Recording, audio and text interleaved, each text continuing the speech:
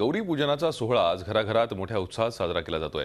वाशीतल्या अणकईकर कुटुंबातही गौरी पूजनाचा उत्साह दिसून येतोय। या कुटुंबाचं गौरी पूजनाचं यंदाचं 100वे वर्ष आहे। गौरी पूजनाचं नेमकं महत्त्व काय, माहेर वाशिणींसाठी गौरी पूजन किती महत्त्वाचं आहे, आढावा घेतलाय आमच्या प्रतिनिधी दीपाली जगताप पाटील यांनी।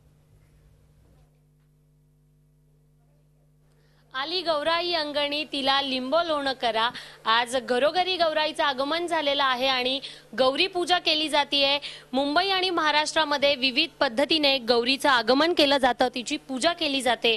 खड्याच्या गौरी, उभ्या गौरी, मुखवट्याच्या गौरी अशा विविध प्रथा आहेत आणि त्यानुसार तिची पूजा केली जाते। या ठिकाणी आपण पाहतोय की उभ्या गौरींची प्रतिष्ठापना केलेली आहे।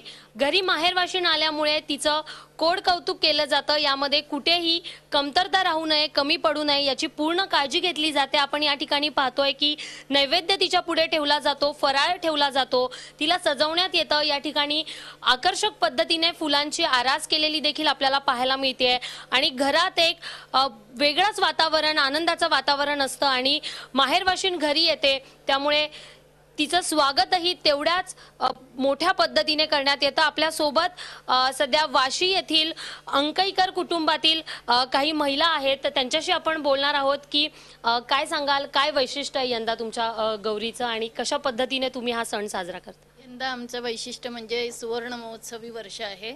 100 वर्ष झालेली आहे। गेले 30 वर्ष मी गौरी बसवत आहे आणि सगळ्यांच्या सहकार्याने आज 100 वर्ष झाल्याने वेगळाच उत्साह आलेला आहे। माझं या घरात हे तिसरंच वर्ष आहे, तरी पण 100 वर्ष पूर्ण झाली ते ऐकून मलाही खूप अभिमान वाटतोय आणि या पुढेही असंच, यापुढे 150 वर्षापर्यंत, 200 वर्षापर्यंत ही परंपरा अशीच अखंडपणे चालू राहावी एवढीच मी महालक्ष्मीच्या चरणी प्रार्थना करते। पण बघतोय की गणपती बाप्पा सोबत आता गौराईचा हा सण देखील मोठ्या उत्साहाने साजरा केला जातोय। 2 दिवस घरी गौरीचं स्वागत केलं जाणार, तिची पूजा केली जाणार आणि उद्या गणरायासोबत गौरीचं देखील विसर्जन केलं जाणार।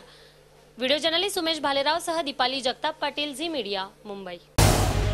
झी 24 तास रहा एक पाऊल पुढे।